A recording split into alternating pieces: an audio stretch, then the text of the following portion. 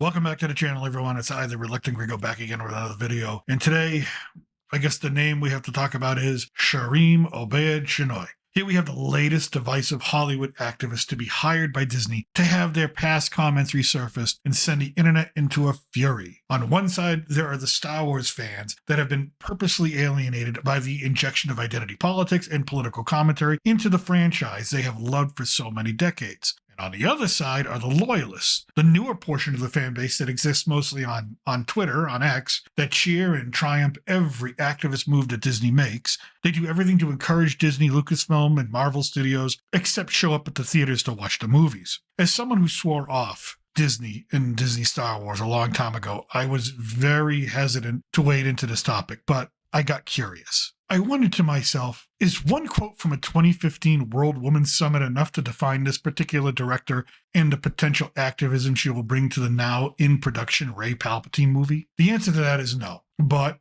what if we dig a little further? Let's look at some of the other things said and attributed to this individual along with her now famous comments collectively, so we can come to a fair and just assessment. What is the balance of activating a force for change, but also trying to permeate that patriarchy, that power structure? And is that a part of the calculation of your art as well? And what's been the reaction to that? Oh, absolutely.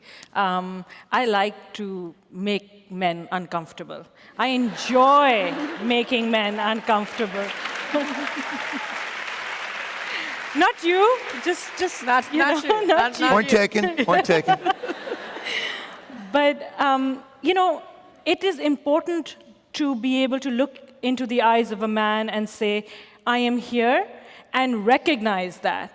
And recognize that I am working to bring something that makes you uncomfortable, and it should make you uncomfortable. There are two ways to look at this. Either she's making a comment about her documentary films that focus on the abhorrent female condition in our home nation of Pakistan, a noble topic to address by any means. Or is she making a general statement about how she approaches men in general? Her supporters would say she's talking about her documentaries. Fair enough. But then there's this. I've always thought that being a woman is my greatest asset. I mean, I really can get away with doing a lot of things in Pakistan, getting into places and getting out because I'm a woman.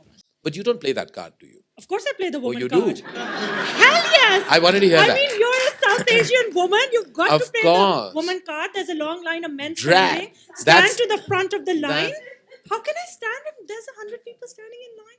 No. When you can play the woman card, You will. you play the woman card, the damsel in distress. I mean, don't I look like a damsel in distress? The fact that you say that sometimes that you use that card is immensely interesting for me to hear, because very few women admit to that. Well, the thing is that you've got to play all sides. If I need to stand up and face a man and look at him in the eyes and scare him off a little bit, I do scare Pakistani men off a little bit. That I do, and I enjoy that power. You like being intimidated? I enjoy that power that I can scare him, and he kind of takes a back step and then looks away.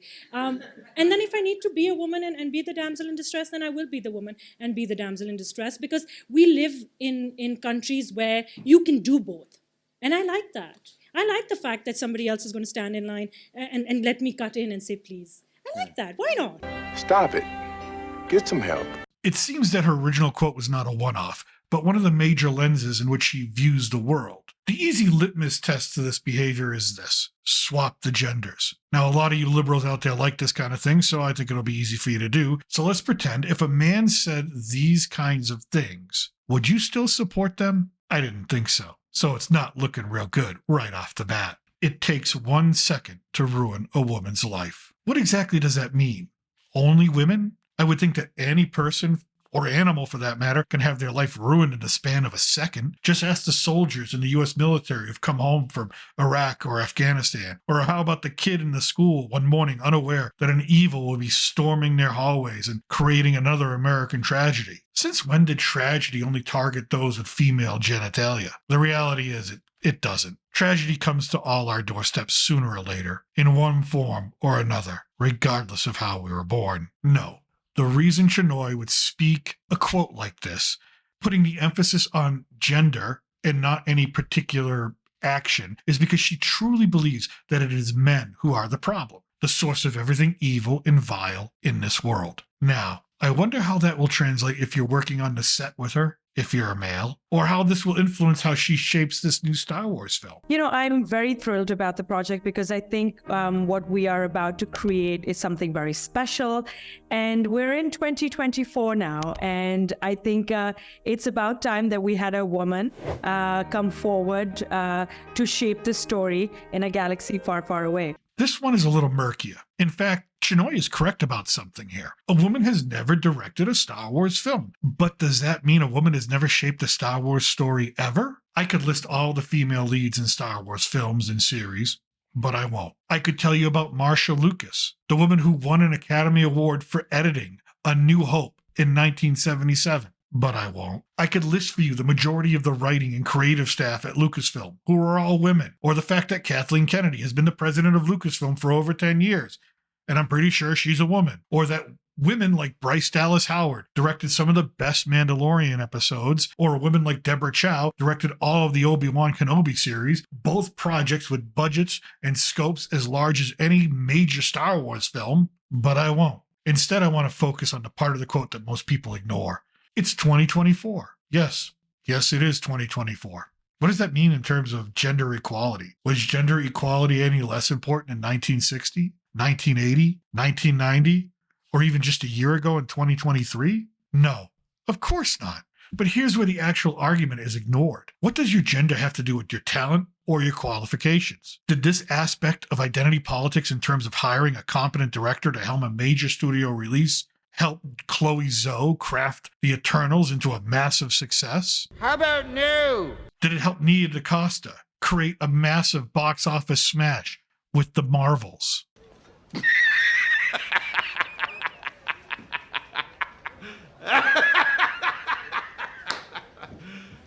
You serious? What it does have in common is that Chinoy, much like Zhou and DaCosta, were hired because of diversity, not talent. All three directors didn't have any big budget films under their belts. They didn't have any experience or the gravitas to command a production of the magnitude of which they were put in charge. Two of them have already failed miserably. So remind me, what's the definition of insanity? I'm generally quite an angry person, and I like to channel my anger towards something creative. Oh boy, here we go.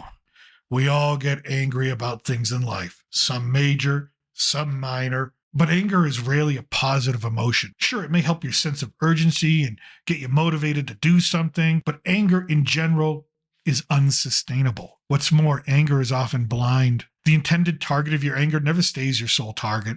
Anger makes you lash out, generalize people instead of looking at them as individuals, and causes you to become divisive and hurtful towards whoever unfortunately finds themselves in your path. But don't take my word for it. So when we talk about anger and hate, this is Star Wars we're talking about. Let's hear from someone we all trust on the topic of anger. Fear is the path to the dark side. Fear leads to anger. Anger leads to hate. Hate leads to suffering.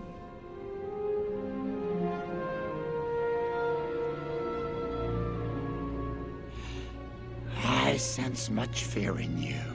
So one thing's for sure at this point, there will be suffering. And like the last three films, the suffering will be experienced by the fans who will be given another Star Wars film that does not live up to expectations, is filled with derision and spite for the majority of the audience who have supported Star Wars since 1977, and ultimately fails to course correct the franchise. Instead, they'll blame these very same fans for not liking the product they deliver to theaters and call us racist and misogynist and whatever other worn out label they can resurrect to cover up their failure. And that's my evidence. And you are the jury. You, the general public, will have to decide for yourself. And oh, one more thing. Remember how Bob Iger stated that he wanted to quiet the noise around the culture wars at Disney? Yeah, I didn't believe it then, and I don't believe it now. Go f*** yourself. But go f*** yourself.